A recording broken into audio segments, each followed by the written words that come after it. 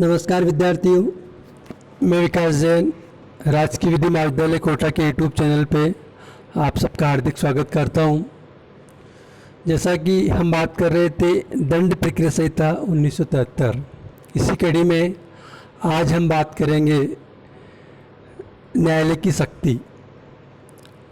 इसका सेक्शन 26 से कहता है कि भारतीय दंड संहिता के जितने भी अपराध है उनका विचारण किसके द्वारा किया जा सकता है। पहला है उच्च न्यायालय द्वारा किया जा सकता है, या फिर सेशन न्यायालय द्वारा किया जा सकता है, या प्रथम अनुसूची में दी गई व्यवस्था के अनुसार संबंधित न्यायालय द्वारा किया जा सकता है। जैसा कि पूर्व में भी हमने इस पे बात की थी कि दंड प्रक्रिया संहिता के लास्ट में 2 अनुसूचियाँ दी गई है। पहली अनुसूची में यही दर्शाया गया है कि भारतीय दंड संहिता 1860 की कौन सी धारा में अपराध का नाम है, उस अपराध का सज़ा कितनी होगी, वो अपराध की प्रकृति जमानती है या अजमानती है, वो अपराध संज्ञेय प्रकृति का है या असंज्ञेय प्रकृति का है, या फिर उस अपराध का विचारण किस न्यायालय द्वारा किया जाएगा। यदि इसमें प्रोविजो है, यदि भारतीय दंड संहिता 1860 की धारा 376 अर्थात रेप या 376 ए, बी, सी, डी और ई, अगर इन अपराध से इन संबंधित धाराओं में कोई अपराध है तो यथासाध्य उस अपराध उस न्यायालय में, जिस न्यायालय में उनकी ट्रायल होगी, महिला पीठासीन अधिकारी होगी। ठीक है। उसके बाद अगर किसी विशेष विधि अन्य विधि के अधीन किसी न्यायालय की स्थापना कर दी जाती है, वो विशेष अपराध है, तो उस विशेष विधि के दिन गठित न्यायालय द्वारा ही उस अपराध का विचारण होगा। लेकिन यदि विशेष विधि द्वारा विशेष न्यायालय का गठन नहीं किया गया है तो उस अपराध का विचारण उच्च न्यायालय द्वारा किया जा सकता है, या प्रथम अनुसूची के अनुसार उस अपराध का विचारण किया जा सकता है। इसके बाद बात आती है कि किशोर, मतलब जो कोई अपराधी मृत्युदंड या जीवन कारावास से दंडनीय नहीं हो और उसकी आयु जब मजिस्ट्रेट के समक्ष लाया जाता है या हाजिर होता है, पहले 16 वर्ष थी, अब इसमें 18 वर्ष हो गया है, जिस एक्ट के अंतर्गत 18 वर्ष से कम है, तो मजिस्ट्रेट उस व्यक्ति को निम्न जगह विचारण के लिए भेजेगा। कहाँ भेज सकता है? मुख्य न्यायिक मजिस्ट्रेट के पास, या बालक अधिनियम 1960 के अंतर्गत गठित किसी न्यायालय के पास, या फिर विशेष किशोर अपराधियों के उपचार, प्रशिक्षण और पुनर्वास के लिए उपबंध करने वाली उस समय विधि के अधीन गठित विशेष न्यायालय के पास। इस संबंध में थोड़ा विवाद था कि जिस दिन अपराध किया उस दिन एज का निर्धारण हो या मजिस्ट्रेट के समक्ष हाजिर होता है लाया जाता है उस दिन हो।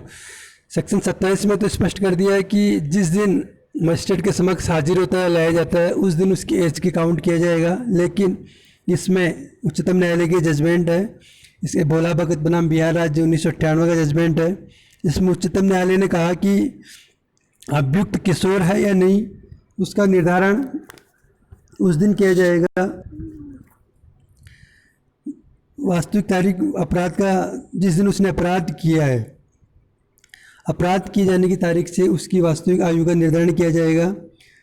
परंतु इसके बाद उच्चतम न्यायालय ने अरनीत दास बनाम स्टेट ऑफ बिहार के मामले में अपना पूर्व फैसले को पलटते हुए कहा कि किशोर की जो एज है, अभियुक्त किशोर है या नहीं, उसकी एज का निर्धारण जिस दिन वो मजिस्ट्रेट के समक्ष लाया जाता है या हाजिर होता है उस दिन निर्धारित किया जाएगा। परंतु 2005 में प्रताप सिंह बनाम झारखंड राज्य के मामले में माननीय उच्चतम न्यायालय ने स्पष्ट पुनः निश्चित किया कि अपराधी किशोर है या नहीं, वह अपराध कारित होने की तिथि को उसकी आयु के आधार पर निर्धारित किया जाएगा। अर्थात 2005 के निर्णय के अनुसार अब अभियुक्त किशोर है या नहीं इसका निर्धारण जिस दिन उसने अपराध किया है उस दिन के आधार पर किया जाएगा, न कि धारा 27 में जो दिया गया है कि मजिस्ट्रेट के समक्ष लाया जाता है या हाजिर होता है। उसके बाद उच्च न्यायालय द्वारा विधि द्वारा प्राधिकृत कोई भी दंड दे सकता है। सेक्शन 28 कहता है कि उच्च न्यायालय विधि द्वारा प्राधिकृत कोई भी दंड दे सकता है। सेशन न्यायाधीश या अपर सेशन न्यायाधीश विधि द्वारा प्राधिकृत कोई भी दंड दे सकते हैं, किंतु अगर सेशन न्यायाधीश या अपर सेशन न्यायाधीश द्वारा किसी अभियुक्त को मृत्युदंड का आदेश दिया जाता है तो उस दंडादेश की पुष्टि उच्च न्यायालय द्वारा किया जाना आवश्यक है। उसके बाद आता है सहायक सत्र सेशन न्यायाधीश। ये सहायक सेशन न्यायाधीश या सहायक सत्र न्यायाधीश 10 वर्ष तक की कारावास की 10 वर्ष तक की अवधि का कारावास की सज़ा दे सकता है। इसके बाद आता है मजिस्ट्रेट का न्यायालय। इसमें स्पष्ट है कि मुख्य न्यायिक मजिस्ट्रेट अर्थात CJM 10 वर्ष तक के कारावास की सज़ा दे सकता है और प्रथम वर्ग न्यायिक मजिस्ट्रेट 3 वर्ष तक के कारावास या 10,000 रुपये तक का जुर्माना या दोनों का दंडादेश दे सकता है। वहीं द्वितीय वर्ग न्यायिक मजिस्ट्रेट 1 वर्ष तक का कारावास की सज़ा या 5,000 रुपये तक का जुर्माना या दोनों का दंडादेश दे सकता है। इसी प्रकार जो महानगर क्षेत्र है, जहां महानगर क्षेत्र में महानगर मजिस्ट्रेट की व्यवस्था की गई है, उस महानगर का मुख्य महानगर न्यायिक मजिस्ट्रेट मुख्य न्यायिक मजिस्ट्रेट के बराबर अर्थात वो मुख्य महानगर न्यायिक मजिस्ट्रेट 7 वर्ष तक की सज़ा दे सकता है। वहीं महानगर मजिस्ट्रेट प्रथम वर्ग न्यायिक मजिस्ट्रेट के बराबर सज़ा दे सकता है। अगर कोई अपराधी जिसे दंड के साथ जुर्माने की सज़ा दी गई हो और वो जुर्माने का भुगतान नहीं करता हो तो उसे कितनी सज़ा हो और उसके क्या प्रावधान है, इस संबंध में धारा 29 के अधीन और मजिस्ट्रेट को जो सख्ती दी गई है उससे अधिक दंड नहीं दे सकता। और दूसरा, उस अपराध के लिए अधिकतम सज़ा का 1/4 दंडादेश दिया जा सकता है जिसको मजिस्ट्रेट द्वारा विचारणीय है।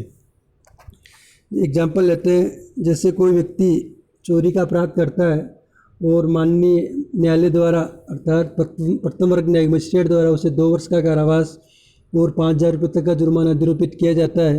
अगर वह 5,000 रुपये का जुर्माना भुगतान करने में असमर्थ रहता है तो उसे उस अपराध के लिए उपबंधित अर्थात चोरी के लिए 3 वर्ष की सज़ा है तो उसका 1/4 3 वर्ष का 1/4 सज़ा का प्रावधान है। जुर्माना अदा न करने पर उसे 1/4 सज़ा अलग से भोगनी पड़ेगी।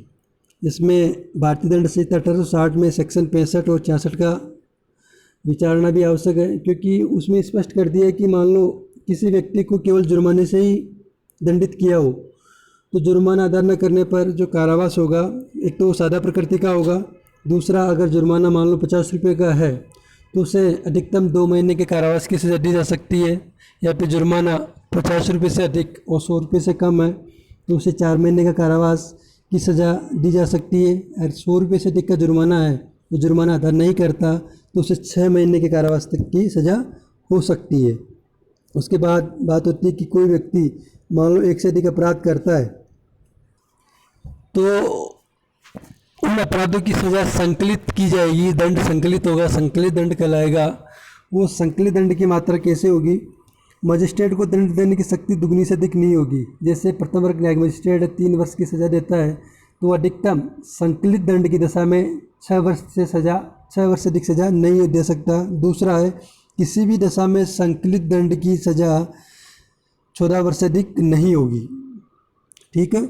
उसके बाद लेकिन इसमें एक है कि क्या सहायक सत्र न्यायाधीश है वो 10 वर्ष की सज़ा दे सकता है तो वो दुगनी नहीं दे सकता, क्योंकि दुगनी 20 होगी तो अधिकतम कितनी हो सकती है? 14 वर्ष।